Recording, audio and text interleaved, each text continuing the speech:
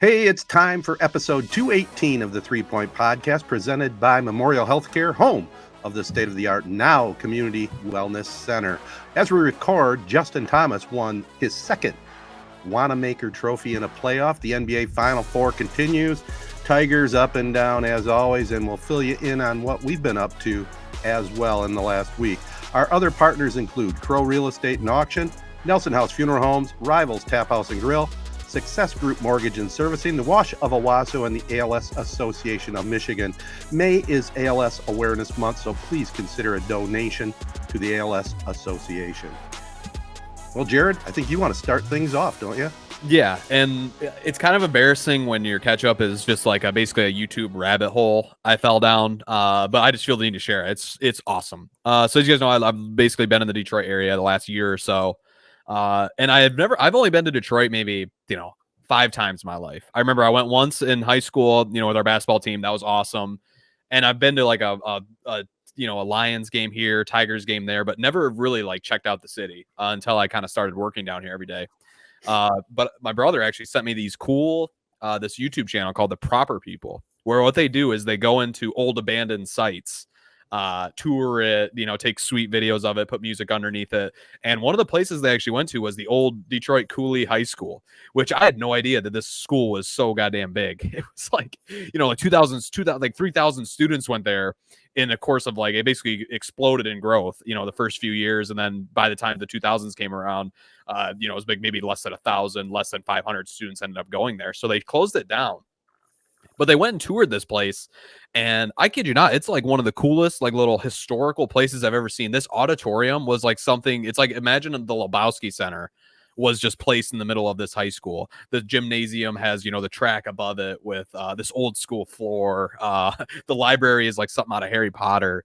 And not only did they go there, but they went to the Packard plant as well. The Packard plant, we actually did something with Valley Sports there not too long ago when Miggy was coming up on 3,000 hits. We went and framed all these pictures of throughout Miggy's career in one of the old Packard building rooms. And I guess just basically where I'm leading this is have you guys ever really checked out any of this historic landmarks in Detroit? And what are some of the places that you guys would kind of love to see a little behind the scenes abandoned type tour? Because I know another one of them that they did was Flint Central High School. And I know, Ted, you're probably going to be watching that right after this pod drops. I know how much you love the Flint history. So I thought that was cool to throw out. And I had no idea that these places really even were there. Like Cooley High School, I'd never heard of it before. And rumor has it, it's the freaking coolest high school that maybe ever was made. So I just felt the need to throw that out there for you guys. No, that I've heard of that podcast channel before. I haven't seen any of the ones in Detroit. I've seen a couple, probably clips here and there. Mm-hmm. So now this kind of piques my interest to actually go check out full episodes, I guess. Yeah. And I have a weird fascination with abandoned places, whether it's prisons or high schools, libraries, right? And whatever. And so anytime I come across these videos or TV shows, Ted, me too, all into these murder mystery type shows. Mm-hmm. I like those also. But if there's something that's we went into this abandoned school and did blah blah blah, I'm all for it. Red Bull has done a bunch of stuff. They went to the Silver Dome and they've done a bunch of other stuff where they put snow and they do snowboarding around all these abandoned buildings. I saw one. These people explored Pirates Park in Flint. That's a great one. Yeah. I used to go there all the time. I'm sure, Ted, you did too. And it's abandoned, but it's still kind of there. It's just there's something eerie and kind of cool seeing things. It's almost like a time capsule. It's sitting there exactly how it was on the last day of business, just with vines and a ton of stuff overgrown. There's actually some TikTok channels. People, this is all they do is go to abandoned places, houses from the 1800s. The one, I'll finish this off because I know, Ted, you want to chime in. I watched a TikTok. It was actually a 3-parter. They went to this hospital. I forget where it was, but basically what happened was they stopped paying their bills and they had to ship all the patients out because they had to shut the hospital down. And it was literally a time capsule. There were still they just left it. They didn't put anything away. They didn't clean anything up and stuff was starting to grow over. And it was like you said, it was the site of what should have been a scary movie or something like that. So anyway. All Well, that being said, you've piqued my interest to go back and check some of this out, because it's some of those old one more too. Owasso Middle School would be a good one for this if it ends up trending towards they're not going to renovate it and do all that kind of stuff. It could be one of those that could be fun. And that's what's sad about these is it's like, man, you look at the Packard plant, it's freaking huge and it's sweet. And it's like this place, as soon as they shut the business down, they lock the doors, throw away the keys, and basically just let the scrappers go in there and it's ruin crazy. Take all the copper. Yeah, and it doesn't make sense. This hospital that I watched real quick. Sorry, Ted, we're not letting you get in. Oh no, take over. I don't care. I'm tired today anyway. This hospital was literally everything was there. Like there were still the canisters of needles. There was still all the the medication, and like they literally stopped paying their bills and just said, "Leave. We can't open the doors." And everything was still there. It was from like in the 90s. So the technology was, kind of old. So that was kind of cool to see. But no, that stuff is super interesting to me. Kind of switching things over to a little bit more morbid stuff. Okay, Jared, you probably aren't going to get any sleep tonight when we talk about this topic or two. Prisons. Kind of prisons. And my Aunt Gloria used to work in a hospital in Lapeer. It was one of those mental hospitals, asylums. Yeah. Think about doing a tour of an asylum at night by candlelight. How would that freak you out? Yeah, that's hell. I would never do that. No, seriously, like you would literally have to drag me through the insane asylum to do that. To bring it full circle real quick before I dive into the insane asylums, the thing that I guess is kind of the craziest part about this Detroit story is, I came here, I didn't really know much of the history. You hear about, the downfall and all that. Detroit had 1,800,000 people. Now it's like 800,000 people. They lost 1 million people in population. And when you think about it, it's just like all these old buildings, all these old apartments, all these old car plants, just like I said, they're just left to rot. And it just seems like a shame. It's really a shame. Because like you said, some of these buildings are just like incredible. They're not just like the buildings you see now where they throw them together in 6 months and they're probably going to fall apart in 10 years. Yeah. These are like legitimately built buildings that are going to stand for hundreds of years as long as, they don't fall apart or something. But no, it is really cool. And the insane asylums. Yeah, that would be, I would do that. I love haunted houses and stuff like that. So that'd be cool. There's a difference between a haunted house and literally someplace that's legitimately haunted that you do not want to go. You do not want to go to an insane asylum.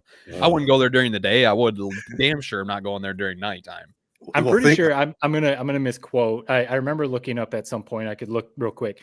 Talking about the size of Detroit at its peak, it was something like there were like 5 major cities. It was like fifth San largest Francisco in the country. Yeah. It was. You could put like 5 of the biggest cities in the country inside what Detroit was back in the day. And I guess what ruined it was this is a YouTube rabbit hole. Like I said, last night, Saturday night, this is what, this 23-year-old's doing with his time. So basically what I found out was that basically what ruined it was the highway system. Once the highway system came in, it made getting into Detroit almost impossible. And that's why everyone left and, basically just started commuting into Detroit. It's just what a cool little historic town. It's part of why they left. Yeah, right. Exactly. There's other reasons as well. Ted, let's just throw it out there. The '67 riots really put it under, And it's kind of funny when you think about it was all booming because of the car business. Just no one had the foresight to realize that, this, like, I just imagine people back in that time, like, this is going to last forever. We're going to be the biggest, city in the world one day. No, literally, basically, as soon as Detroit was built up, it basically started to collapse right on itself. So no, it's just an awesome town. And I'm glad I live there. It's perfect. As a guy who loves history, I need to start checking out these places. Yeah, some of the architecture in Detroit has to be some of the coolest in the country, just because it was built, so long ago. And it's the same with Flint. And I remember even around Grand Rapids, there's some GM plants that have since been abandoned, and it's really kind of a shame because I know, Ted, you talked about a few weeks ago or a month or so ago, you were driving around Flint, and it was when you went to the Kelvin Torbert, the book signing. You talked about doing that. It's almost a little depressing sometimes when you drive around because you can see how the communities are built. There's these, factories that clearly are employing hundreds of people. There's neighborhoods around them. There's schools and stuff. And now that plant has been shut down, there's no one living in the houses. The schools are abandoned and stuff. So, it's almost kind of sad, especially when you know what it was like back in the day. Yeah, there's something about seeing it abandoned. Like I just picture somebody like my grandpa worked at GM, his whole life. going through one of these old GM plants in Detroit. It's just like, talk about depressing. You just like, you're in your head, you're like, while you're walking through this abandoned place, you're just picturing, this place used to be bustling with 1,000 people basically working at these plants. 3 shifts. And yeah, and it's just it's just sad to see. Like, Ted, have you noticed a big difference in like Detroit since when you were like, or even Michigan, I guess, in broader sense? Just like, was Michigan a lot more kind of popping off when you were a kid compared to now? Well, from my memory and experience when I was a kid, of course, like you talked about, your grandpa and my dad worked at Fisher One in Flint. I mean, and there was probably 5 or 6 auto plants in Flint, and Flint and Detroit are so similar to what happened to them with the auto plants leaving. Of course, they had the 67 things in Detroit that really kind of set it reeling and, kind of destroyed things for a while. But I think at this point, you're going to see Detroit make a rise up. You know what I mean? I mean, we've talked about it here before many times. Detroit has a lot of good things that people just don't realize. It has a bad name from anybody that hasn't hung out in Detroit, because it really is a cool city, and it still has, it has potential to expand. It has, like you said, Matt, some of the coolest architecture. Unfortunately, a lot of them are just sitting abandoned. I mean, the people that own them want way too much money for them. Either that or they get raised, and there's so much history there. There's, what is it? I think it used to be the old police headquarters that they're refurbishing. Cool. Pretty close to Corktown. It's like 8 stories tall and really long. It's going to be some sort of office building. I forget what it. You even think about that. I mean, like police headquarters being like 8 stories high, because they have to employ that many, different levels of police officers and secretaries and everything else that goes into running a police force. I guess now what you hear about things like sometimes there's like 2 cops on duty at certain times, or other stuff like that. And going back to Jared's question, I kind of got off kilter there, but back in the day, Flint and Detroit, I remember going to Detroit as a little kid with my parents. We're walking down the street, going to some of the department stores, the world famous Hudson's department store, now part of Ford Field, and then Flint. I mean, that city, I think at one time was the 2nd largest city in Michigan behind Detroit. I believe they were ahead of Grand Rapids even. And it was just a bustling city. I mean, all kinds of things going on. Everybody was employed. Life was good. Nobody was poisoned by lead in the water at that time.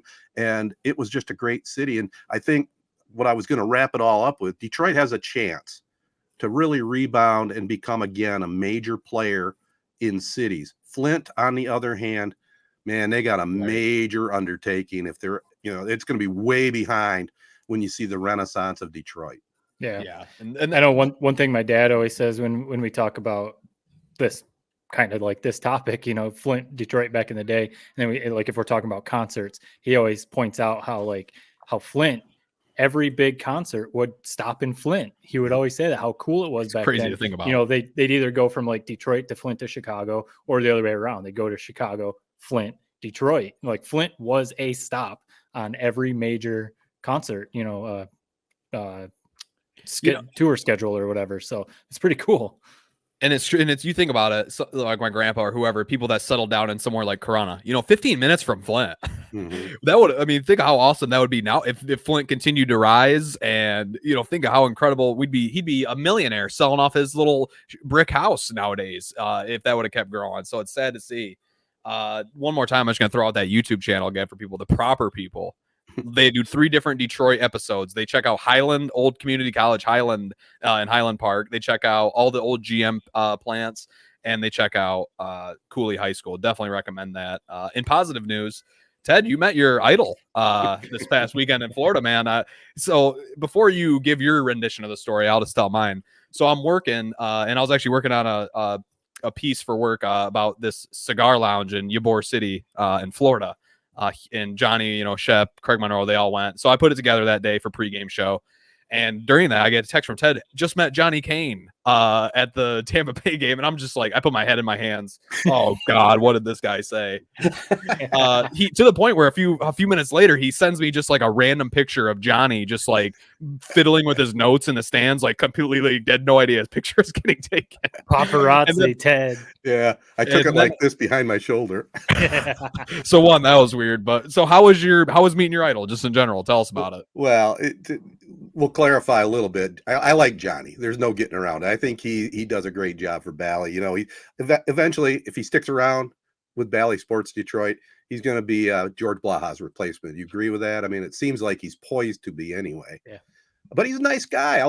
I you know, I'm an old fella, but I really enjoy the young talent coming through, and I think he does a good job. He's down to earth. I was gonna tell him I was gonna tell him I was really impressed opening day when he caught that beer can on the catapult, but I let it go. I honestly, Jared, I thought about you and I thought, man, I can't embarrass Jared. I just told him who I was. I said God. I was your uncle, and hey, I like what you do. And I did throw a little line in there about, hey, might have to get you on our podcast that we host sometime. He said he'd do it. What's wrong with that? No, There's you got nothing wrong with that. You got to at least plug it. You know. Yeah. And then I left him alone. I said hello to him, left him alone, and didn't do anything else after that. But I like the guy. What can I tell you? Now, on the other side of the spectrum, Tropicana Field, I disagree with him. He put out a tweet that he said, well, it's underrated or people shouldn't dog on it that much. It's the second worst baseball stadium I've ever been in. I mean, it just is.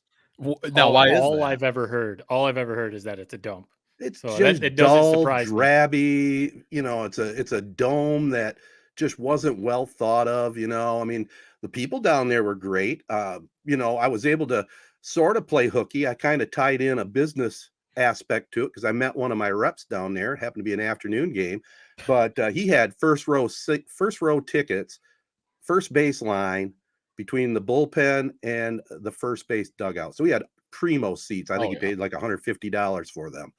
I, on the other hand, paid the cheapest price I could get, $15, got in the stadium.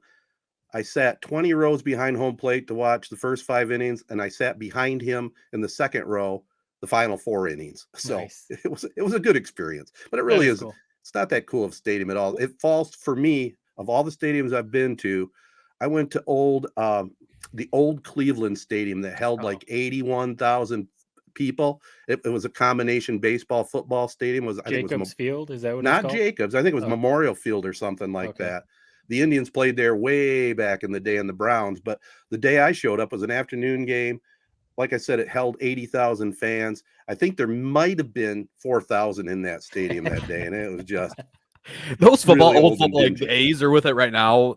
Or they used to deal with it, or maybe they just built a new stadium. They don't deal with it anymore. But those old football fields that are or that they're dual football and baseball, they're horrible. Those are the worst fields. You nailed it. The other thing that just Tropicana Field is you can't overcome the fact that it's a dome. Domes are just not, baseball is not made for domes. The one dome that I'll say is awesome is Houston. They did a great job, and that's because it's newer. They got the retractable roof. They got the train out in the outfield. Like that's one stadium that did it right. But anytime it's a dome, it's automatically docked about 10 slots on the stadium rankings. Yeah, I think any new stadium dome should be retractable domes if it's going to be a dome of any kind. Really. Anyone, Jared, you're going to get to this point too if you continue with your career path. Anyone who works in television production covering baseball wants a retractable roof on baseball stadiums. Weather delays are the worst thing possible when it comes to covering baseball. Just sitting there waiting for the rain to stop. Why can't you put a damn roof on this thing? But the whole Johnny Kane, I was going to say, I've been working in TV media, whatever, for decent amount of time now. Ted, you've been doing it for over 30 years, so you probably know. Jared, you're probably finding out these people, there are some of the talent, some of the reporters, anchors, whatever, that are a little prima donna-ish, but for the most part, these people are regular people. They know that they have a following or whatever. In my experience anyway, they don't mind people coming up to them and saying, hey, I watch you on XYZ channel or sport or whatever it is. Big fan, like what you do. And if you have a connection, I mean, easy connection. You're Jared's uncle. Yeah. And Jared works with Johnny Kane. So that's an easy no-brainer. So I just remember when I first started, it was like, oh, you don't want to talk to them. You don't want to like embarrass yourself or talk to them. And now it's like, man, whatever. Like Here- we all get paid by the same people, you know, we all whatever. It's not a big deal. So There's a certain level of popularity where I think it like LeBron James. I don't care what you have to say to LeBron. Just don't even say anything. yeah. Like he's heard it all. You know, you don't need to get a picture with him. But you know, Right. somebody who's maybe a lower level of popularity, 100%. You know, say what's up, say you love what they do, and move on with your day. I always hate taking pictures with people and asking to take pictures. I think that's like personally, a lot of people don't agree with me on this, but that's where I draw the line. I never See- really will take a picture with somebody. See, Unless it's this like, is- you know, like Denard Robinson or something like that. Then it's I funny maybe you will. bring up Denard. That's funny you bring that up because what I was going to say is when there's like an unwritten rule up in Bristol in Connecticut at ESPN, when people are there for the car wash and they're like making their rounds, going to all the different shows, there's kind of an unwritten rule to not approach them because they're there for business to promote a movie or the Heisman Trophy or whatever they're doing. Right. And there's kind of like an unwritten rule, like don't bother them. You know, they're there, you know, as a guest of ESPN to be on 10 different shows throughout the day. At the same time, though, again, through my experience, they all know that people there are sports fans. I mean, it's almost like, again, Denard Robinson, perfect example. When he was on the cover after his last season at Michigan, when he was on the cover of NCAA football, he came to ESPN for the car wash and to promote NCAA football and also be on all the shows.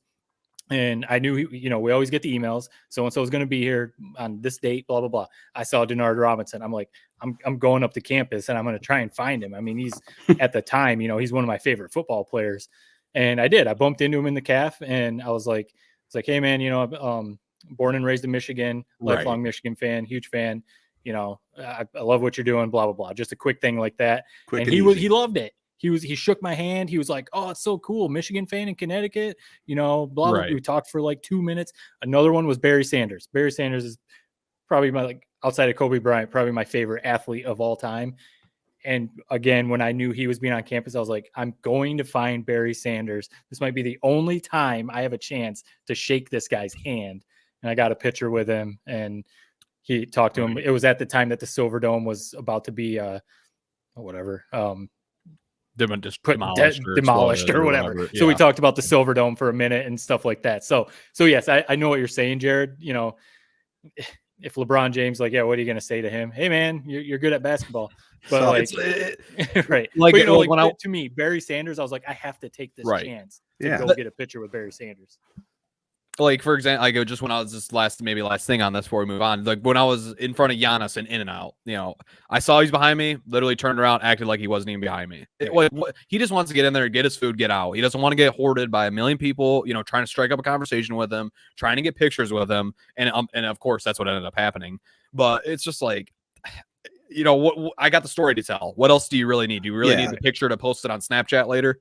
Right. Little different story though. I mean, what Matt's talking about in the setting he was at, you know, because it's the same thing when stalkers go up to somebody that's eating dinner, like a famous movie star or something. I mean, that's got to be as irritating as it can be. There's a time and a place, you know. Yep.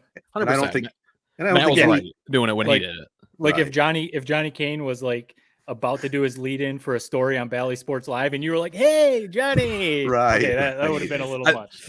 I love how you played off that you don't really love Johnny Kane, but yeah, you sent me a candid picture of him just randomly and you sneakily took it. I think that kind of tells on yourself in itself. No, it tells on your and my relationship is what it tells, because I know that just drives you crazy and you're worried about me embarrassing you. I will say this though. He did give you some praise.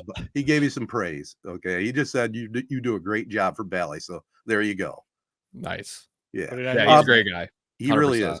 Before we move on, I gotta send a plug out, guys. I'm not gonna get long and detailed into this, but I bought a hot tub, fellas. I got a hot tub on orders coming my way. I did a little online research. I was gonna buy one online through Wayfair. Are you familiar with that site? Yep. And it was a really good deal, sweet looking thing. But I told my wife, I said, you know what? I don't feel comfortable buying something like that without any service. So let's go check out what they can do over at Recreation Warehouse. And I'll just tell you right now, I met the owner of Recreation Warehouse, Don Paracta. I told him, hey man, here's your competition. See what you can do for me. Sweeten the pot a little bit. He came through for me. Tremendous guy. A lot of good stuff going on there. I got my hot tubs built in Grand Rapids, Michigan. I'm going to get the parts online. I can always get parts, and it's a long established company. And I'd like to give the shout out here locally, Recreation Warehouse.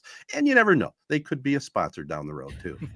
Or I was going to say what he probably did. Hey, I tell you what, you knock a few hundred bucks off this, I'll give you a shout out on my next pod.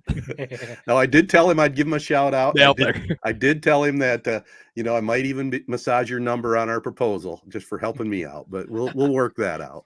No, it is cool. And it is even in today's day and age, there is still with certain things 100% value to going somewhere local where if you have an issue, you can drive right there. You know the owner now. You can talk face to face. You're not trying to talk to customer service with Wayfair, sending emails or trying to do all this stuff or trying to fix it yourself. Look up YouTube videos. No, there is still certain things definitely value to going local, getting good service, as long as you also get a deal, as long as they're not ripping you off or whatever. But no, that's cool. And those sites like Wayfair, man, you do not want to trust those, especially a huge purchase like a hot tub. I'm worried when I buy a pair of shoes off of something like that site.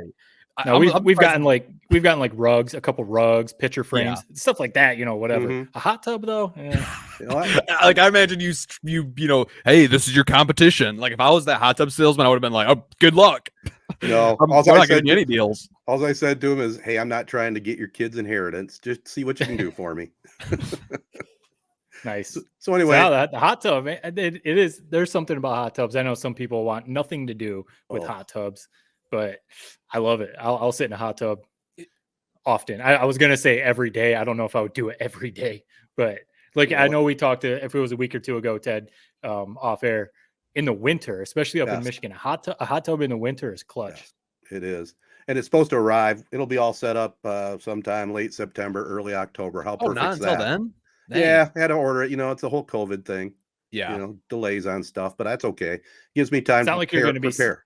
It's not like you're going to be sitting in it in 90-degree July heat. So exactly. I mean, you probably could, but yeah, that'll be. We'll see it on his live reaction to a Michigan football game. He's gonna start. He's gonna start doing podcasts from the hot tub. Probably with a t-shirt on, but any games on national TV like on ABC, I can take my little TV with the antenna out there. I'll be all set. It'll be good.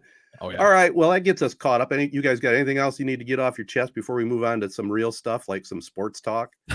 Well, nope. I think we covered it with the abandoned Detroit buildings and insane asylums and talking to celebrities. So yeah, you just never know where this podcast's going to go. But I think we'll tighten it up a little bit. We'll talk some sports potpourri right after this. All right, guys. So we kind of talked a little bit about the Tigers. We didn't talk specifically about the game you went to, Ted, the results, I guess, and how the Tigers played. But you kind of talked about it in the open. They're kind of just they've almost plateaued. They'll win a game or two. Maybe they got in a little win streak there, but then they lost a few in a row and injuries. All 5 of their opening day starting pitching rotation all hurt. Tarek Skubal was looking like he was turning into a legit ace, and he takes a liner off the foot and he's hurt. And it's just like this team is they can't get into a groove is what it seems like. One guy maybe starts going, then he gets hurt. Javi Baez is struggling. Austin Meadows now has vertigo.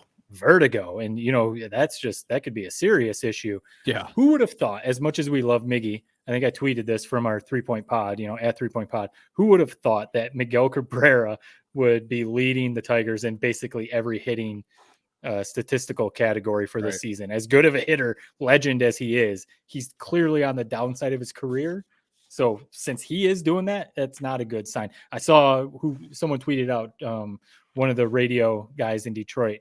They're on pace to score the least amount of runs in franchise history. That's not good. Not good. That is not a good stat. They got a win today. So we're talking on Sunday. Javier Baez hit a home run, big home run in the 8th inning to kind of put the game on ice. So maybe he can build off of that. Yeah, we just haven't seen the production we kind of hoped for out of Baez. After that first hot start, when he had a couple late game heroics, just has kind of really cooled off since then. Miguel Cabrera, I mean, enjoy what you can from this year. I mean, Miguel Cabrera turning back the clocks. He had an RBI double today. Just appreciate that. If at worst case scenario, the best thing you got from this season was a Miguel Cabrera, not prime season, but one last sort of efficient, great hitting season, then take it for what it's worth. We got Riley Green coming back soon. we'll see what type of jolt he can bring us. The Tarek Skubal thing, it was kind of like, are you shitting me? But it almost was like an overreaction kind of in a way. I mean, he got smoked by that ball. I mean, I thought he was done for the year. And then in post game, he's like, yeah, I'll be ready for my start in 5 games. So I don't know what happened where he couldn't pitch the rest of the game, if they were just being cautious with him or what, but that was kind of overblown, I sort of thought. But I mean, I guarantee that hurt like hell, taking a line drive straight off the bone. Oh yeah. But and I'm sure, they might have been like, if there's even the smallest little crack in a bone, we don't want him to snap his foot in half. So yeah. And that's probably what it was. Like, just cautionary. I think he was probably more upset that he had to come out of the game more than he was injured and felt like he couldn't keep going. But no, I mean, just like I said, Miguel Cabrera, use that as the lone bright spot. Let's see if we can get some wins going here, win some series. Still a lot of games left to be played. I'm not totally writing them off yet. We still got a lot of players that are injured. Hopefully can come back soon. So until we see this team at full strength, with Green in the lineup with our full rotation, I'm not going to make too many judgments because it's been unlucky, man, more than anything else with this team. Yeah, the injuries really killed them. I mean, especially on the pitching mound, man. That's just a killer. Baseball starts with the pitchers for sure. It is great to see Cabrera having the year he's having right now, and maybe we were a bit too optimistic. I think the Tiger fans out there in general probably were a little too optimistic. This is probably not any better than a 500 team this year anyway, even with the players they picked up. But hey, still a team to support, still a team to go down and watch a game. Probably tickets are not going to be that difficult to get unless they really turn it on. And it's still Major League Baseball. So go Tigers. And the thing is, I'm looking at the standings right now. They're actually not that far out of the wild card hunt. Now that the wild card's been extended or expanded, right? They're out of it for sure. But you never know how things are going to go once the dog days of summer hit in right. Major League. So if they can get on a little roll, the big thing getting healthy, and some of these other teams, kind of maybe some injuries happen to these other teams, and they can gain some ground there by late August, somewhere around there, September. But I'm not holding out hope right now because of the way they're playing. They just the offense is so bad. The pitching's been pretty good. We've talked about it, but now they're dipping into guys that probably weren't going to come up at all this year to start make starts, and they're having to. So hopefully some guys can come back. Matt Manning, Casey Mize. Hopefully they can come back. That would be huge. Hopefully nothing else is wrong with Skubal and he's good to go. But yeah, I think we can all agree the expectations were maybe a little high coming into this year. Yeah, a little too optimistic for sure.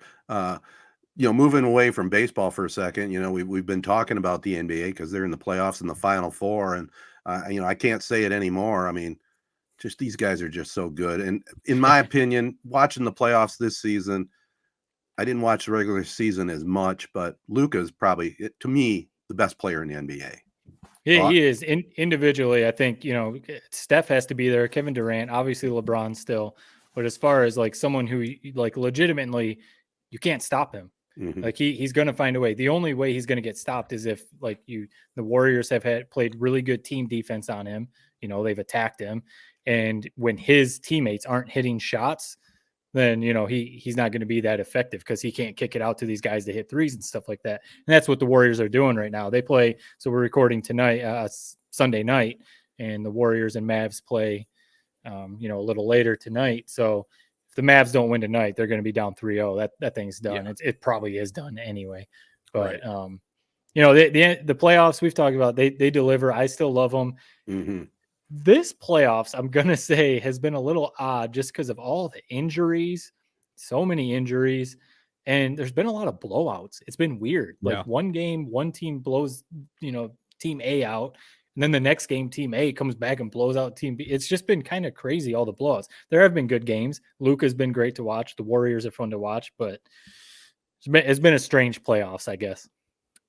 So I have a bit of a debate on this Luka topic. And I want you guys to argue me because it's kind of a half-baked idea that I need to flesh it out entirely. But do you guys think that Europe has the best youth program for basketball? I mean, do you think that Luka Doncic becomes Luka Doncic if he grows up in the AAU bullshit and social media verse that we deal with today? And do you guys think that if you really want to develop the next top player, let's say, he's a 6'7" white guy, 6'5" white guy. Is he going to be a better career going through this little AAU bullshit where they're probably going to stick him in the corner and have him shoot threes? Or is it going to be better when at 13 years old, he's playing in the Euro League and they're worried a little bit more about skills and, talent development than, who's going to recruit them? Right. I just something I've been thinking about. I really do think it's maybe it's basically, Doncic and Jokic are the two Right. examples I use. But I just think if either of those guys grow up in the United States, they're not nearly the same player they are today. What do you guys think? I think there's merit to that argument because I think we've talked about AAU basketball on the pod before, and we've talked about it, I think, with Eric Woodyard, one of our guests, when we were talking about Kelvin Torbert and stuff like that. And AAU basketball, I think a lot of current high school basketball coaches and, high school basketball junkies, I guess, would probably say that AAU basketball is one of the downfalls of the quality of basketball. I mean, when you look at guys like Imani Bates, think about if Imani Bates would have played just a legitimate, strong high school basketball career instead of bouncing around to these prep schools and doing all this AAU and all that. He never developed the skills. All the talent in the world. But right, you can tell like he didn't literally, like your dad has said, Jared. Imagine if you spent all your time traveling around just in your backyard developing your dribbling skills and your jump shot and free throws and stuff. Right. So I think there's two. Obviously, basketball is probably overall the best here in this country, but no surprise, the last 4 NBA MVPs have come from players outside the U.S. So there's obviously something to that. But. Yeah. It's hard to argue, but then you look at the overall scope of things. We're talking about 2 examples. I mean, there's some other decent Euro players that have come over here into the NBA, but the vast majority are homegrown here. So, right. But I mean, it's not because, but it's because they're just not as athletic. They're the most skilled players are coming from Europe. Oh yeah, there's Doncic, like Jokic. I mean, they're the most skilled. So if you just want to have the most skilled player, how do you not say that they do it better? Well, don't you think some of it's in their DNA as well? I mean, short-change that a little bit. I mean, if you looked at Doncic as just his athletic makeup, how in God's green earth would you picture? You just called him the best player in the NBA. Look at him; he's the best player in the NBA. How did he do that? Well, what's wrong with him? Well, I mean, he's freaking slower than shit. 6'8". He's got like strong as a bull. He's got a gobbler underneath his neck. He's a little fluffy. His face looks like my face. He's not. His face looks like my face. That's all you need to say. So this guy is the best player in the NBA. Yeah. I'll say like one thing that I always think about is I think overall, obviously, I don't think this is really an argument. Individually, the basketball players are better in this country. That's why they take up the vast majority of the NBA. But when you go over to play a FIBA ball, either the World Championships or the Olympics, these teams hold up against the U.S. perfectly fine. Argentina, Italy, Spain, some even like China, had some runs and stuff. Like these teams are perfectly fine playing against all these ridiculous all-star rosters that the U.S. puts together because I think their fundamentals, their skill overall is maybe better. The athleticism part probably isn't there because when you look at Jokic and Doncic, maybe the athleticism isn't there. And I think part of it too is because the EuroLeague system that they have, they start playing professional basketball at like 15. Jared, you probably remember when Ricky Rubio was like the talk of everything, he was playing professional ball at like 14 or something. So, instead of playing in these stupid like Nike Jam, Grand Rapids, AAU.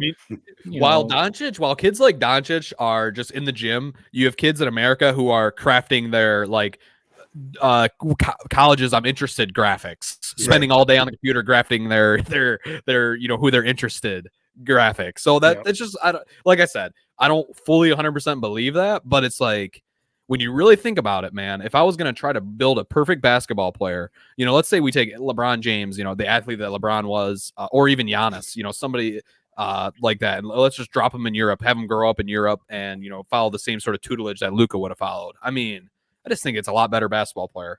I mean, Kobe would talk about it. He grew up in Italy, and he would talk about it all the time. And his dad was a professional player in Italy, and he learned his fundamentals there. And then he, came over to the States and started, whooping on dudes. But that's actually interesting. That would take a dude like LeBron, all the talent in the world you can, the body, the physical, everything. If he would have grown up Because you remember when he came in the NBA, yeah, he like was dominant, but he didn't really have much of a jump shot. No. He would just basically run past dudes and dunk on everyone.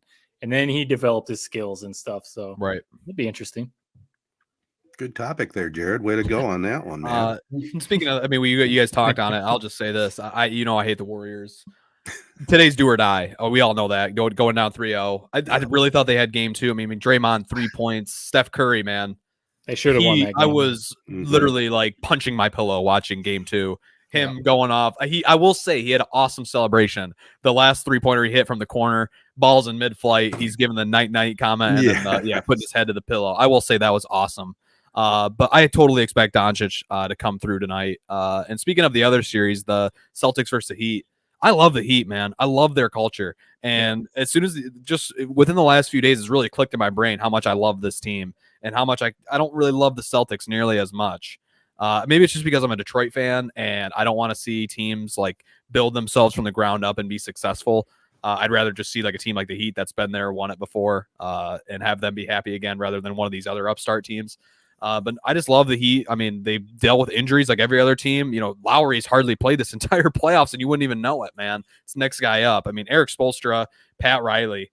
I would love to just sit in a room with those two guys and just see what they talk about and what goes on behind the scenes, because you talk about a well-oiled machine. I mean, it's the Miami Heat. And we're as Michigan fans, I was going to bring this up. Juwan Howard learned basically his coaching, I don't know, prowess or whatever from those guys. I mean, that's where he got his startup as being an assistant with the Miami Heat. And with Juwan, I was going to ask you guys, there were reports coming out that the Lakers did make a strong push to bring Juwan in. Even it said star players. Obviously, it's probably Anthony Davis and LeBron, maybe Russell Westbrook, making a push to get Juwan to LA. And he basically said, "No, I'm here in Michigan. I'm committed to Michigan." Right. What does that make you guys think? Like, to me, and I know we're going to comment on the PGA Championship quick, but I wanted to bring this up. Like, to me, I would be curious. I do think, he's still pretty young. I bet he does go to the NBA at some point. I just feel like maybe that's going to be there. But I think he literally, kind of like Jim Harbaugh. Harbaugh came to Michigan because he wanted to win a title at Michigan. He didn't want to leave without winning a title at Michigan, even just a Big Ten championship at Michigan. And I think Juwan, it would be the same thing. Yes, everyone talks about his sons are playing for him, but like he talks about, it's more than just my sons playing at Michigan. I want to win at Michigan. I think it's huge to think about, like the Lakers making a push and they've got LeBron James, Russell Westbrook, Anthony Davis on their roster. And Juwan's like, no, I'm good. I'm staying in Ann Arbor. It's pretty cool. It makes me happy that he's our coach. I love that spin zone. I do agree with you. I think as of now, it's sort of very similar to the Jim Harbaugh situation. First few years, he's loving it at Michigan.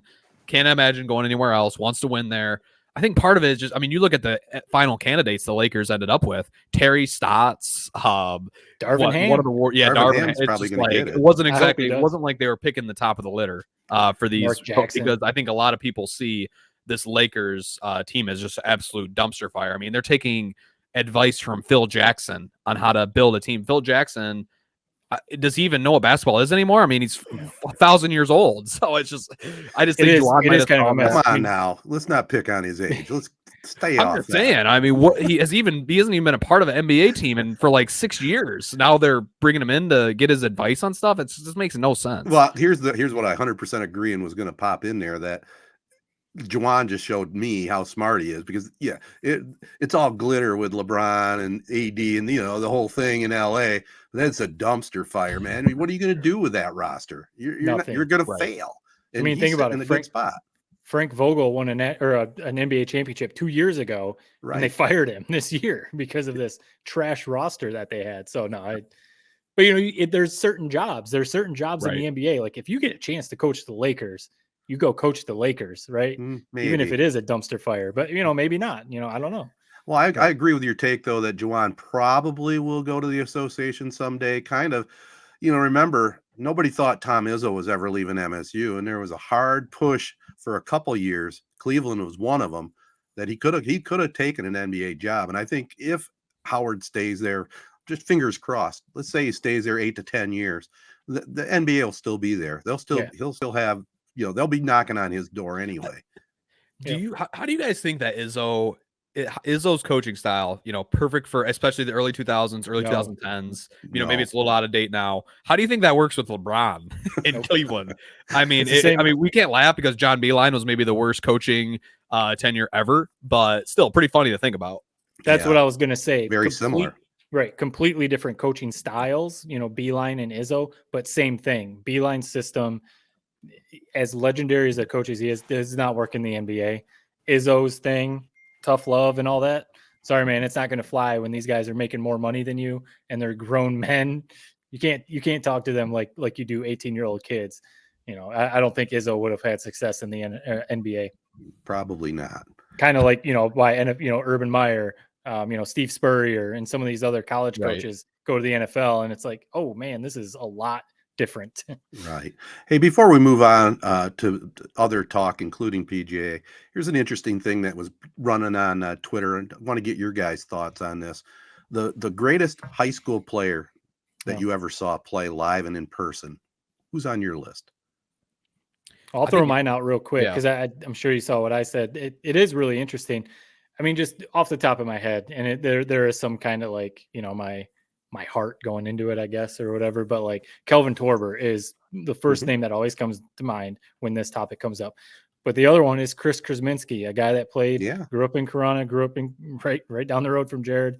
He ended up not finishing his career at Corona. He finished his senior year in Flint, but he literally he was a year ahead of me from day one at Elsa Meyer on the playground. This kid, you knew he was going to be good. Jared, I know I've talked to your dad about it. His senior year would have been my junior year. Your dad is 100, and I am too. Dad is 100% convinced we would have been number one in the state that year with the roster that we had. We would have won a state title. Mm-hmm. This dude, he ended up going to Mott, and he won National Player of the Year at Mott Community College. He played at Wayne State. He went to Germany and played pro ball there. Yeah, played pro ball in Germany. This dude, he just, whatever, some issues or whatever. But one of those guys that when you watch him play basketball, it just looked easy. He played basketball. It was so easy. He started as a freshman on varsity. So, yeah. I always think about him. Obviously, there probably were better ones in Michigan, but for me personally, that would be my two. Torbert, legitimately, that guy was amazing. I think for basketball, I gotta say either Draymond. I mean, Draymond on those Saginaw teams. I was still a young kid, but man, I just remember they blew everybody. It's just like every year they went to the Breslin, it was like a blowout every year. In terms of a team, I'll just throw this out as a team just because it's worth noting. Devin Oliver and those Kalamazoo Central teams, I mean, they were just like, it was like poetry watching them. Obviously, I wouldn't say they're the best team ever. They probably aren't better than a Sexton team, but I just had a lot of fun watching them, man. It was poetry on the court. As for football, this is a little bit off, base, but just off the top of my head, the guy that always comes to my head is Gabe Dean, quarterback Lowell. 4-year, varsity starting quarterback, kind of just one of those guys that, like, almost like a Krasminski type. When you think a high school player, one of the best ever, man. He was almost like a Tim Tebow for high school, bigger than everybody on the high school level, better thrower than most at the high school level, damn well coached, by his dad was his coach, option offense. It just everything that I loved as a kid, playing football. He was that one-man team almost at Lowell. And like I said, 4 years, over the course of a career, every year he was at Ford Field. So he's probably my number one for football. Yeah, if I'm going to throw a football name out, and I didn't do any research on it, but the guy that just was electrifying and was a tremendous player for a great football program, Farmington Hills Harrison, was Mill the Thrill Coleman. I mean, he went on to play for Michigan State, but he was an unbelievable high school quarterback. He was incredible. I was going to say, you football, that would probably be tough for you to make a list, all the guys that you've seen. Yeah, but I got you beat. Most everybody beat in high school. I saw. You're gonna say Glenn Rice? No, Matt. Why? I don't think I. I did see him play, but I was gonna say Magic Johnson play Jay Vincent in a high school game.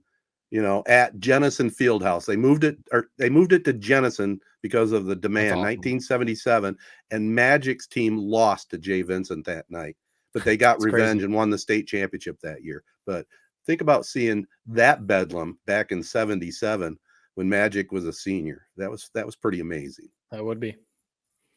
Yeah, All it right. is cool. And, there's something, the tweets, it was interesting reading some of the responses because I think we all really enjoy high school sports. There's something cool, like you said, Jared, about a legitimate just high school, Yeah. they didn't go on to it like win the Yeah. Heisman Trophy and then go to the NFL.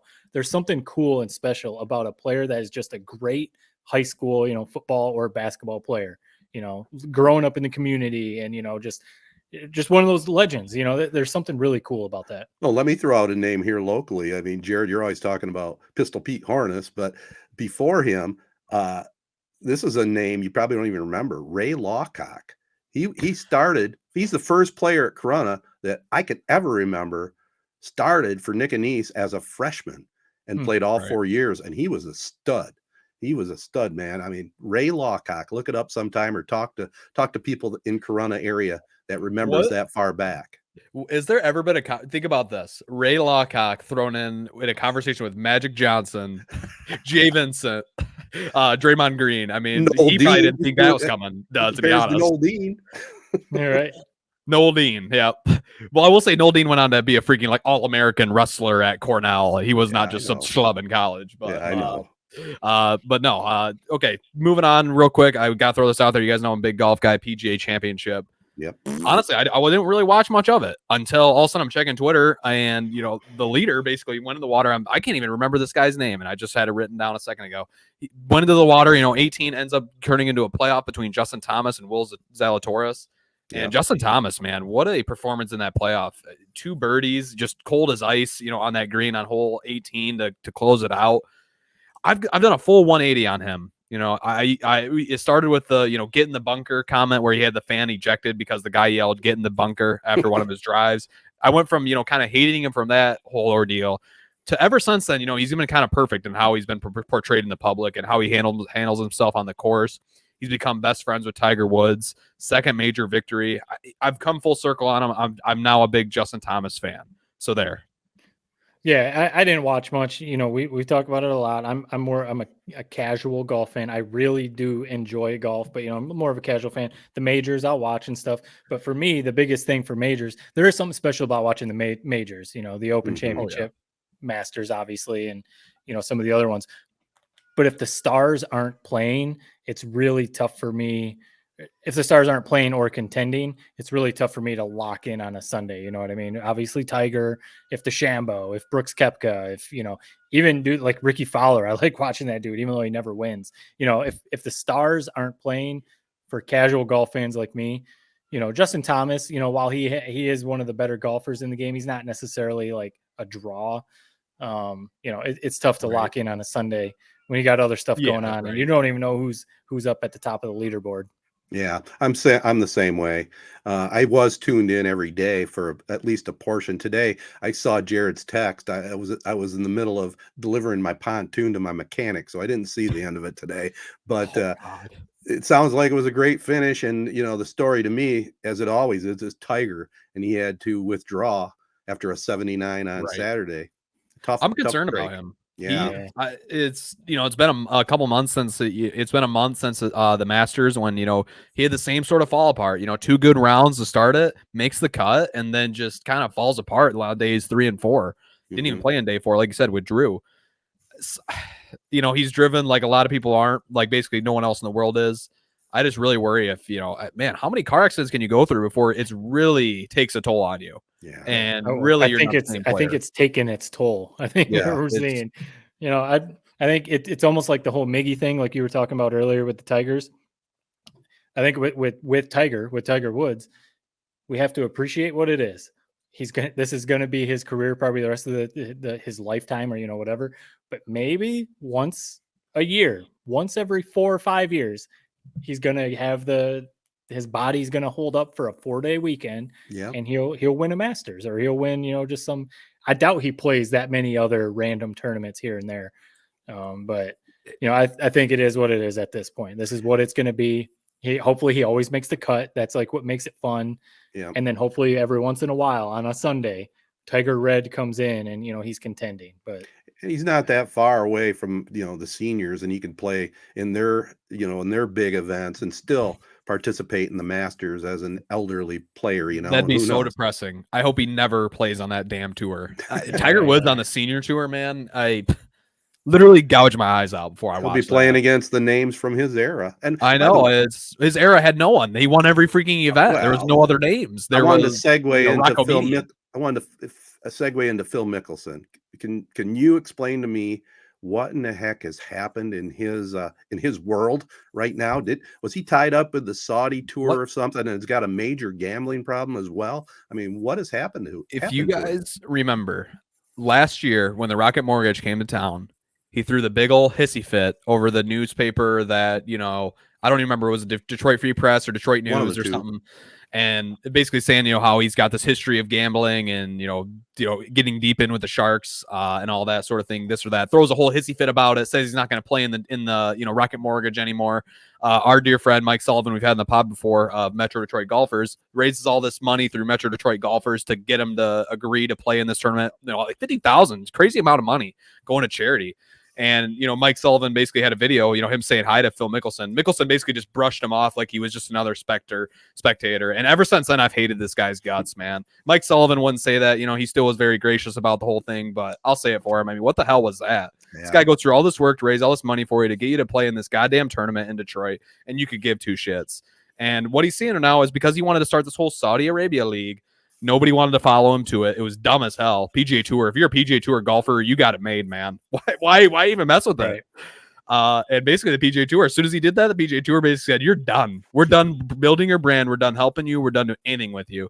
And because of that, we just don't see him anymore. And I don't care. I'm fine with that.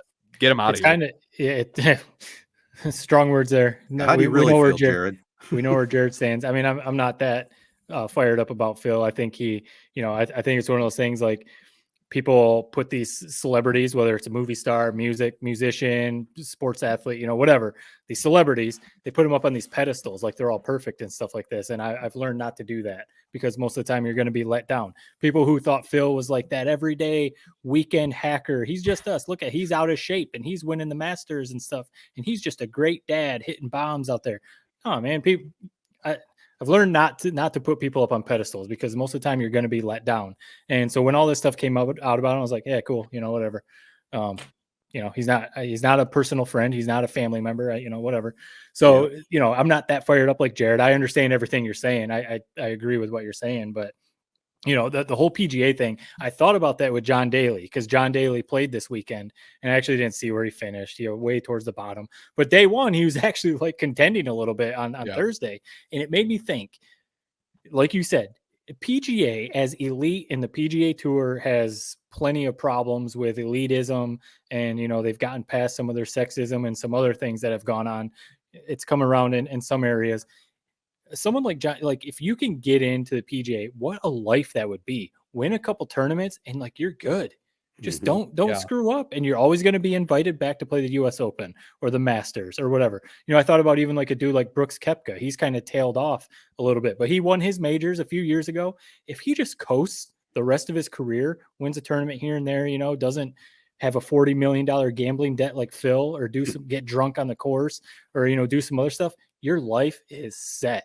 You know, like if you could get into that, you could play the rest of your life. You know, NFL, MLB, all these other sports, you can't do that. But golf, just don't screw it up, and you can just golf the rest of your life. I mean, Phil, man, what the hell are you doing? Yeah, I don't know, but he's messed it up big time. Let's see what happens if he bounces back somewhere along the line. I'm sure we haven't heard the end of Phil Mickelson, though. You know, No, probably not. But hey, like I said, PGA's done with him, and think of all the money he's lost. I mean, just like you said, John Daly, the perfect example. This past weekend, how many different social media tweets have you seen about John Daly? Yeah, and he did nothing. Right. So Mickelson's that times 10, and he just lost out on all that. Oh, you look at it the opposite. A guy like Jack Nicklaus. I mean, class personified. And he got offered, I think, $100 million to kind of be the face of the Saudi tour. And he said, thanks, but no thanks. PGA made my life. Yeah. No I just way. don't get it. It's weird. I agree. All right. Well, let's finish strong, fellas. Let's have a short edition of Tedtertainment tonight. I got a couple other quick things here locally I want to get on the table before we wrap up, and we'll be back with that right after this. I can start off the Tedtertainment tonight portion. So this past weekend, I had a great little, or actually this was a couple nights ago, Thursday night trivia. The Avenue in Lansing, great little spot. You know, it's ramen is what they serve you. It's almost like it looks like something out of like a grunge like era. It's like black walls, you know, spray paint all over the place. Cool little spot. But what they ended up doing was, so the Bob's Burgers movie is coming out in a little bit. My girlfriend, basically how I was as a kid with Simpsons, where I watched it, you know, every waking second I had. She's like that with Bob's Burgers. So we went to this event. We ended up actually taking second. Basically, I Really? knew nothing. She knew everything. Got us second place, you know, got us like $20 off our tab. But my jumping off point for this is, what's your guys' trivia topic that you would be dominant at, that you would be a Bob's Burgers type master at? What is it? Mine generally would be just general entertainment. I mean, if I could rattle off some obscure actor if I'm asked about some role he was in. It's just hidden in my mind somewhere. It's just, I don't know why. When it comes to playing Trivial Pursuit, when it was ever an entertainment question, you could chalk it up. Ted got that one. So that's my strength. Yeah, I was gonna say, Ted, just like TV/entertainment in general. Yes. Movies, you know, if we're talking specific, I would say, and I'm not ashamed, Friends. I've seen every Friends episode so many times. I would, and I've actually gone to trivia places when they do Friends, and you know, Done well. performed well. Other shows like Fresh Prince of Bel-Air, because I saw one is back in college. They did a Fresh Prince of Bel-Air night, and so we went to that. But yeah, I don't know, like, you know, I would say sports. You know, just like a sports, because I you know, I've been watching sports my whole life, but there's still like sometimes like random stuff comes out from like the 70s or 80s, and you know, you're like, I have no idea. I could do pretty good at that. Right. So I think Friends would be the one for me. Yeah, I think mine is, like I mentioned at the top, Simpsons, man. I know the Simpsons. Like, it's the back of my head. Like, it cracks me up. Simpsons. My coworkers who are like older than me, they'll throw out these like Simpsons references. Nobody, like, everyone's like looking at each other like, what's he talking about? I know it every time. So, and they love it. They get a kick out of it. See, like, that's wild. So like, okay, here's Tedtertainment. So now I want to know, like, so Simpsons is weird. Ted, you were prime of your life when Simpsons came out. I was pretty young when it came out, but obviously Simpsons was what everyone would talk about, the Simpsons. I honestly haven't watched a Simpsons episode, and I'm 25 years or something. You know, I have no idea. And it just it's one of those shows, like, I would watch it. I just don't, you know, I enjoyed it back in the day, but like, it started when 12 years before you were born or whatever. So like, can you honestly like have seen all Simpsons? Yes. Or like, you still watch the new ones? Or like, no. That's the thing. Like 2010, and like, dude, the show jumped the shark somewhere around 2008, 2009. Okay. Some would even say it was earlier than that, but I'll give it the benefit of the doubt. 2008, 2009. No, I mean, I TiVo'd it, right? Every Simpsons episode that ever hit the airwaves, I watched it on repeat. I watched it on replay. And I just remember, like, from a few like 5-6 years ago, FXX used to do these like every Simpsons ever marathon. When I tell you, those summer days, I was glued to the screen. Watch, if there was any that I missed, I made sure to catch them on those marathon replays. So no, I love the Simpsons. That was my thing. Let me put you on the spot with a pretty easy trivia question about the Simpsons. Where did the Simpsons debut?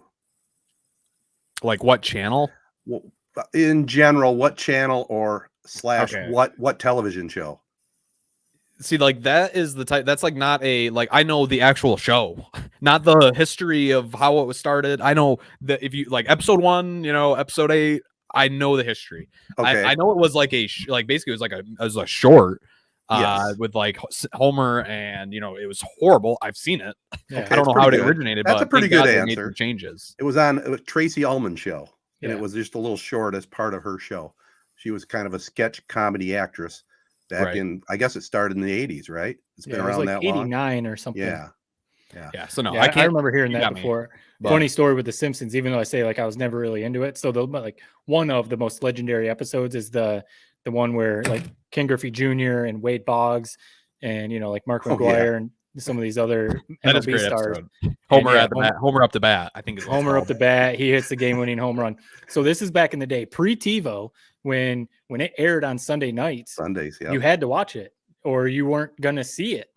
Mm-hmm. And my brother and I, we were in karate at Nellie Reed Elementary School in Vernon, on Sunday nights, and our karate class ran when the Simpsons would air. And my dad came because we wanted to watch this so bad. My dad came and got us from karate. We left karate early to go home and watch this Simpsons episode. I bring this. I've told my parents this before, and they both like don't really remember it. And I'm like, yeah, you pulled us from karate so we could go home and watch this Simpsons episode. But that's maybe that's the like a most legendary 90s one. comment that's ever made. Karate got pulled from karate to go watch the Simpsons. That is a great episode. It's a great ensemble cast. And got Ken Griffey Jr. in there. It is Homer at the bat. At the bat, not up to bat. So Right. I have to correct myself there.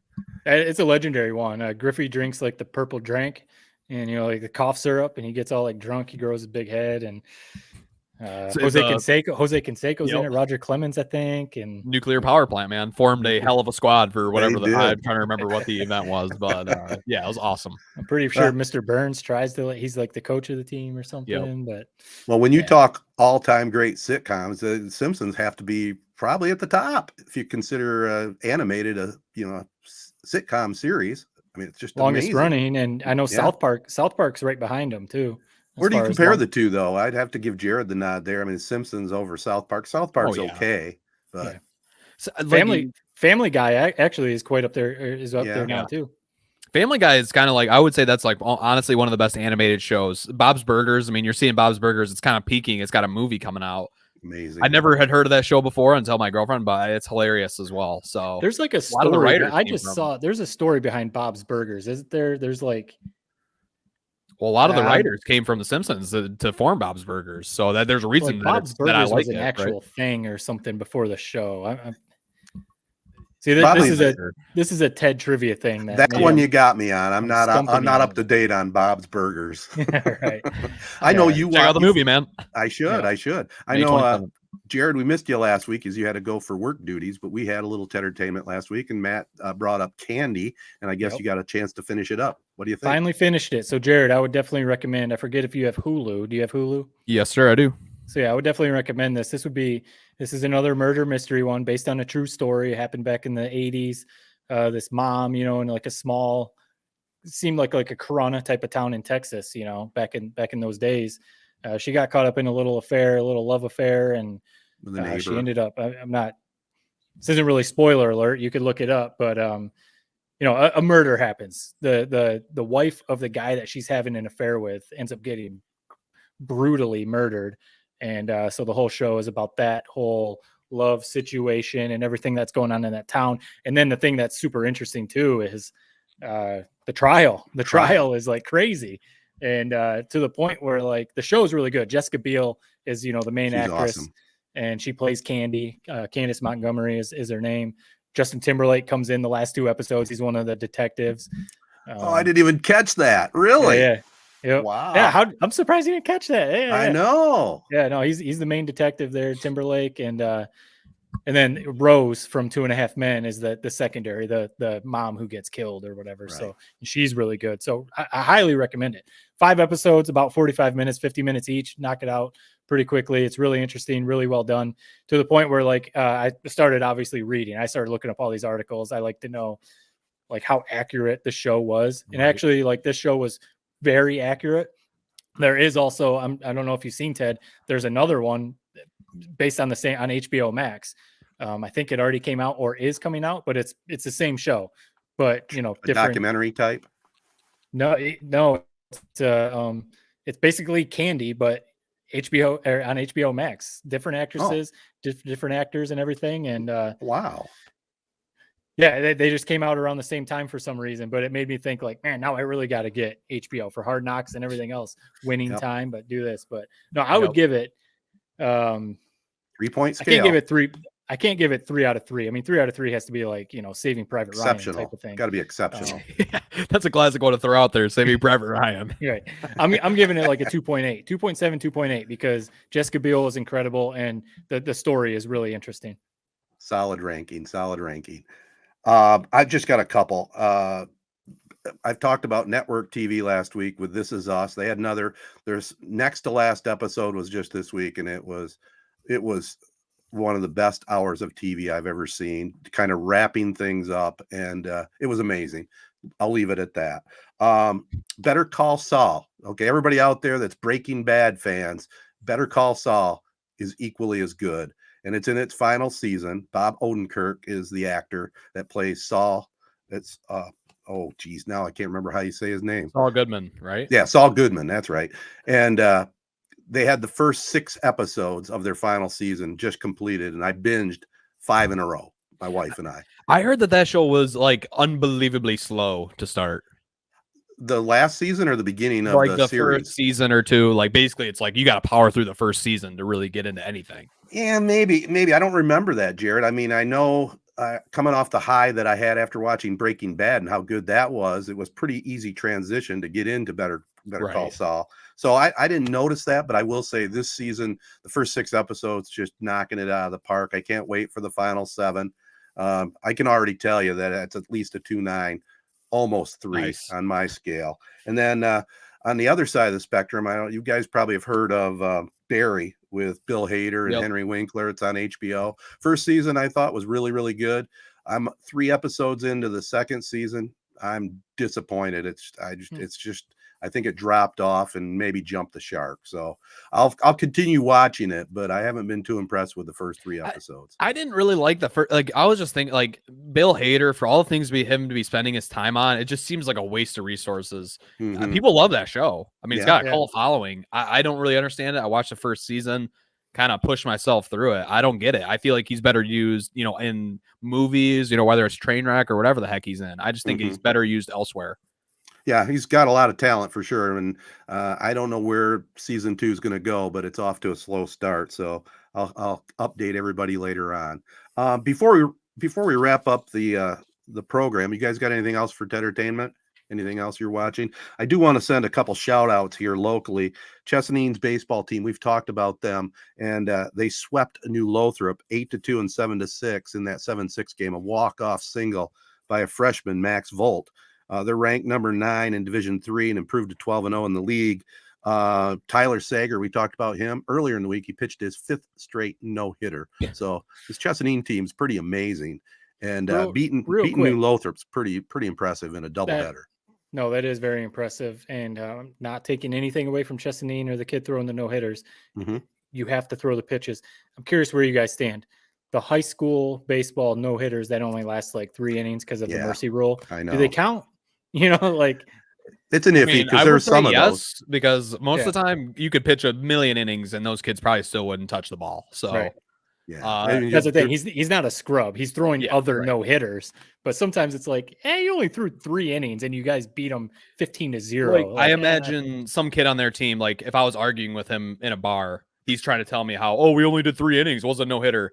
Dude, if you get mercied and it's 3 innings, believe me, that you're not going to, in those bottom 4 innings, you're not going to turn the tide and start bombing it off this guy. It's you got no hit. Time to hit the bus for sure.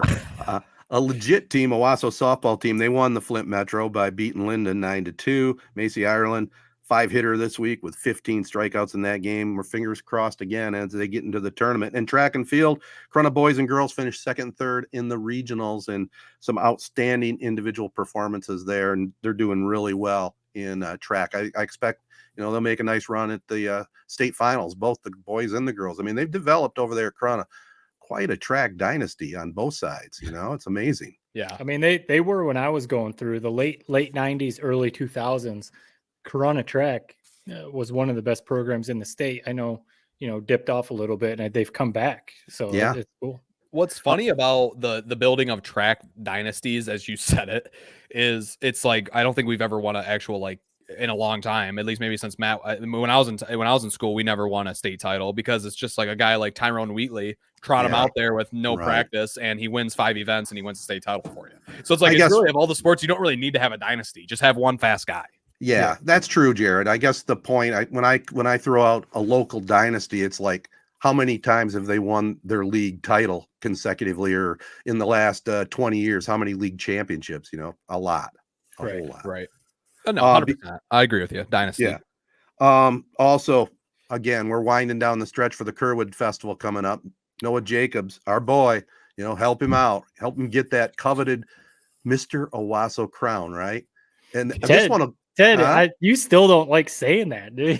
to. He sounds like he's against It's this all right. event. To be It's honest, it's all kind of the tone he gives you. How about this tone though? You guys both, I think you did, Jared. You both played Kerwood 3-on-3, didn't you? Yeah. It's back. I did see. I saw someone share it on Facebook or something that it was back. No, again, like I see you laugh, Jared. Kerwood 3-on-3 was a huge They're dead. deal when I was growing up. Like you played. If you Yeah. didn't play, you were like an outsider. Like Kerwood 3-on-3 was a huge deal. I wish it was a big deal. You know, I'd rather, playing in it. Here's the thing. They're going to get 5 kids signing up for that thing because it's just kids. 3-on-3s are dead. I mean, I remember the days when the Vernon 3-on-3, Yeah. there was a helicopter flying into play in that thing. That was when I was a kid. How has it changed so much that from that point where they're flying in freaking paratroopers to put on a show at Vernon to the point where you can't even fill out a 3-on-3 tournament without other than maybe a few teams here or there? Do you have an answer to that? It's kind of your generation. I know. It's just kids just don't play like in the like the one place I always see the perfect basketball court, Perry, right on 52. You're driving by it, brand new hoops, brand new courts. You drive by it and it's like there's never anyone playing on it. Right. There's never a soul. Even the one in Vernon, like you said, the one like the cage is what we used to call it. Like, The cage. It was a legitimate court, a legitimate pickup basketball court.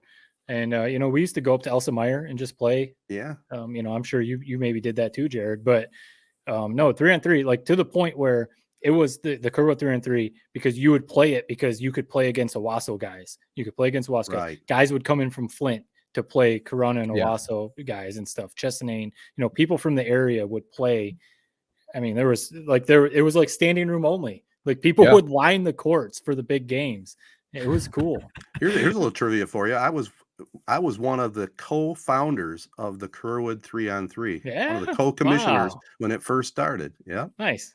How about that? We had 4 baskets. Hey, it's better, awesome. Probably better than what it'll be this year. Sadly, like I said, I'll be parading around, commercializing this thing, to get people to do it. But I just know I just know how it goes. Well, I'm reading a book right now, actually, John Thompson, real quick before maybe we sign off. I'm reading. I'll actually show it. Give it a quick little plug. John Thompson. I Came as a Shadow. Looks good. I'm reading this. He's telling these stories of when he was a kid. It's like they would go to jump from town to town, nonstop playing basketball. Yeah. And Ted, it probably was like that when you were a kid. It was. I honestly don't know where I could find a pickup basketball game nowadays. That was what was cool about going to college at Grand Valley. That was the one place I could. Oh, loved it. But other than that, I don't know where I would go. I don't think there is a place to go. Right. You talked about Vernon, Matt. I mean, when I was young, the Shiawassee Street School had a court that was just. It was wait in line to get on the court, and challenge. Yeah. And you almost had to play 4-on-4. It was kind of a small court, but it was a blast. Right. I remember I played at that court a couple times, or a Bentley Park in Owasso. Yeah. We would play there. You would get some interesting characters would come up and play ball up at Bentley Park. We'll just say it that way. Hey, they love hoop, man. They love to hoop. Can't follow them. Love to hoop out there in their jeans and their airwalks, and that I shouldn't say that. That's fine. Airwalks. That's straight from like 1990. Airwalks. I don't even think those are around anymore. I shouldn't say that. I'm glad people are out being active playing ball. But that's the thing. Amen. Where are these people nowadays? There's not even that game to be played nowadays. Yeah, we would drive around. We would search games. We drive around to Owasso and look for games. Go play pickup. We'd go to Flint a lot. We'd go to Flint. Mm-hmm. One quick cool story. I mean, I could keep going on. I love playing pickup basketball. We went to Flint one time, me and 3 of my buddies, and that I graduated with. We went to U of M Flint. They have like a rec center, basically like the one at Grand Valley, Jared. And right. I don't know, some random Saturday, we were like, let's go to U of M Flint, see if they got a bunch of pickup playing. So we show up, and there's guys playing 3-on-3. A bunch of people, looks like they're from Flint, and three white dudes from Corunna roll in. And, we're like, hey, we'll play next. And we start getting that eye of like, okay, yeah, cool. Mm-hmm. Come on. We end up running, we won 10, 11 straight games and ran people off the court. And it was one of the coolest pickup experiences that I had. That's loving it. I still love it, man. I still love it. But no, Grand Valley, we would play pickup ball at Grand Valley for hours. I mean, hours. We'd go up there for 3 hours because we knew we were about to go back to our apartment and drink 2,000 calories worth of beer. But we would play pickup for hours because it was a social. It was a social event too. You exactly. go play ball and just talk to people. So it's a shame. What the hell are kids doing, man? Go play pickup basketball. Yeah. Well, listen, another quick little plug for the 3-on-3 for Kerwood. They're going to have it at the Capital Sports Field House, which is kind of cool. You know, it's the whole block downtown, the Penny store and the Capital Bowling Alley. It's all been That's a good little converted spot into a for it. field house. It's really pretty neat place. So the games are inside? I Yeah. think What so. do you mean? A field house? You haven't heard about it there? It's become a No. big deal. Yeah, I mean, Oh, it's, the sideline, basically that area Yeah, that you're it's talking about. attached to the They're sideline. playing it indoors. I think so. That's actually, if that's true, somebody needs to fact check you on that. Probably. Yeah, well, but I if don't that know is it. the case. That's awesome. They're the ones sponsoring it, so I only assume it's inside, but maybe it'll be outside in their parking lot. I don't know that for sure. So don't hold me to that. But yeah, that whole complex, I think the guy that started that's got quite a thing going. I mean, they put on Little League baseball tournaments. They had 5 fields going in Corona.